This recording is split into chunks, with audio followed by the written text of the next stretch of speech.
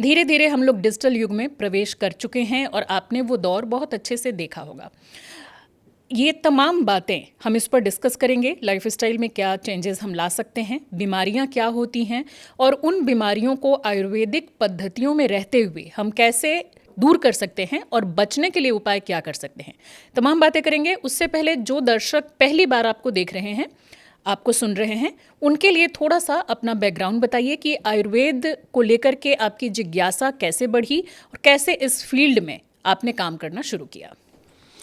Actually आपका सवाल बिल्कुल दुरुस्त है, पर आज एक ऐसा समय है कि सोशल मीडिया का बहुत बड़ा चलन है। लोग रात को एक रील देखने लगते हैं, ऐसे ऐसे ऐसे ऐसे 4 घंटे बाद ये भूल जाते हैं कि पहली कौन सी देखी थी, बिल्कुल, और लास्ट वाली भी याद नहीं रहती। इसका मतलब दिमाग का दही कर लेते हैं। तो मैंने बहुत बार बताया, लोग ये भी भूल जाते हैं कि गोयल साहब क्यों आए थे आयुर्वेद में, क्या करते थे। अच्छा बात है आपने पूछा, फिर बताते हैं आज कि हमारा जो था ना जी, आयुर्वेदिक में आने का नहीं था शुरू से, ऐसा नहीं होता। वैसे तो जितने भी लोग आयुर्वेद में हैं वो कहीं ना कहीं सभी ये बात कहेंगे कि वो गए तो थे MBBS की तैयारी के लिए, जब नहीं मिला तो आयुर्वेद में आ गए।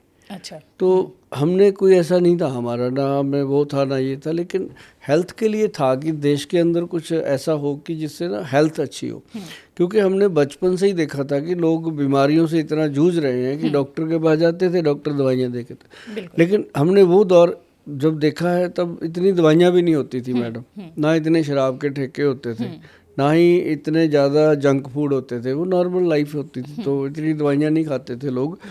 पर यह है कि जब डायबिटीज़ रोग से हमारा एक बार पाला पड़ा 1992 में, मेरे मदर को डायबिटीज़ हो गया। अच्छा। तो मैं उस समय आयुर्वेदिक में था, प्रॉपर काम कर रहा था, आयुर्वेद सिस्टम से जुड़ा हुआ था। तो मतलब कोई क्वालिफिकेशन वगैरह ले रहे थे, स्टडी कर रहे थे? उसमें था कि मैं नेचुरोपैथी से हूँ, मैं आपको अच्छा। बता दूँ, नेचुरोपैथी और नाड़ी वैद्य ओके। मैंने ये किया है। वो भी बाद में मुझे करना पड़ा, जब ज़रूरत पड़ती है इन चीज़ों की तो फिर साथ साथ चलती हैं। लेकिन मैं मैन्युफैक्चरिंग में था। ओके ओके, मैन्युफैक्चरिंग में जॉब कर रहे थे? नहीं, अपनी करते थे हम, अपना बना मैन्युफैक्चरिंग रहे करते थे और मार्केटिंग करते थे। बहुत अच्छी दुकानों पे जाता था सामान, और डॉक्टर वैद्य मुझे मिलते थे, उनको देख देख के हम काम करते रहे। जिज्ञासा हुई कि ये काम ना ठीक नहीं हो रहा, इसके अंदर जाना पड़ेगा। तो हम गए, तो जैसे कि करके क्या है कि जब डायबिटीज़ हुई तो मदर का रुझान था PGI में या मतलब एलोपैथी में।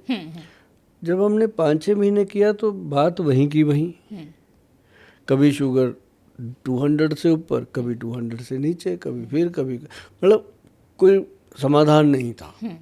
उस समय मेरे दिमाग में ये था कि ये रोग आया है तो चला जाएगा, लेकिन पता चला कि ये तो असाध्य रोग है। जब हमने अपने आयुर्वेद के ग्रंथ पढ़े तो उसमें देखा कि ये तो असाध्य रोग है, लेकिन इसके लिए बसंत कुसुमाकर रस सबसे ऊपर चीज़ है। और बसंत कुसुमाकर रस बहुत महंगा होता है, क्योंकि वो गोल्ड प्रेपरेशन है, बहुत सारी कंपनियां बनाती हैं। तो फिर उसके अंदर एक समाधान आया निकल के कि आयुर्वेदिक जड़ी बूटियाँ, जिसका नाम था गुड़मार बूटी, करेला, जामुन, मेथी दाना और व्हीट ग्रास, मोरिंगा, और उसके साथ अपना क्या नाम लेते हैं कॉटन सीड, इस तरह की चीज़ें मिला के एक मधुमेह नाशक पाउडर आता। तो वो हमने दिया मदर को, उससे बड़ा डॉक्टर को दिखा के दिया? हाँ, आयुर्वेद आचार्य को बहुत अच्छा रिजल्ट आया। आयुर्वेद आचार्य भी ऐसे थे कि वो MD आयुर्वेदा, तो उनको मैं जब मिला तो आज वो मेरे साथ हैं, वो मेरे पास ही आ गए थे। फिर जॉब मैंने उनका अपने साथ ले लिया। एक प्लेटफॉर्म खड़ा किया जिसमें हमने आयुर्वेद आचार्य, अब भी मेरे पास 15-16 डॉक्टर काम करते हैं मेरे साथ। आपकी जो कंपनी है, इंस्टीट्यूशन है वैद्यवान आयुर्वेद में, हाँ, वर्धमान तो आयुर्वेदिक, वैद्यवान आयुर्वेद भवन आयुर्वेदिक, हाँ, वैद्यवान आयुर्वेद भवन है। तो वेबसाइट भी है हमारी www.vaidwan.com है। एक दूसरी साइट है subhashgoyalofficial.com है। दो साइटें मैंने लोगों को दी है, तो उस पर हमारा पूरा सिस्टम दिया हुआ है। जब वो शुगर कंट्रोल आई तो उन्होंने जब आयुर्वेदिक देना शुरू किया तो कंट्रोल आई। तो मेरा ध्यान, कोई भी है, अपनी मदर जहाँ ठीक हो रही आदमी का ध्यान जाता है। उस समय यंग थे, उम्र भी छोटी थी हम, तो फिर मैंने ना जी उसी दवाई को लेकर के, ध्यान से सुनने वाली बात है, उसी दवाई को लेकर के मैंने शुगर के फ्री चेकअप कैंप लगाने शुरू कर दिए डॉक्टरों को लेके साथ में। अच्छा। मैंने 1000 से ज़्यादा कैंप लगाए जी पंजाब में 3 साल के अंदर। ओके। फिर एक वहाँ पे गुरु घर है, गुरुद्वारा है, उसमें फिर मैं बैठ के ये दवाई लोगों को देने लग गया। मेरा इंटरेस्ट इसमें हो गया, डायबिटीज़ में हो गया। करते करते लोग ठीक होने लगे, दवाएं देने लगे, तो फिर उस दवाई को हमने डायबिटीज़ कंट्रोल नाम से पेटेंट करवा लिया, क्योंकि दिमाग में बनिया तो था ही।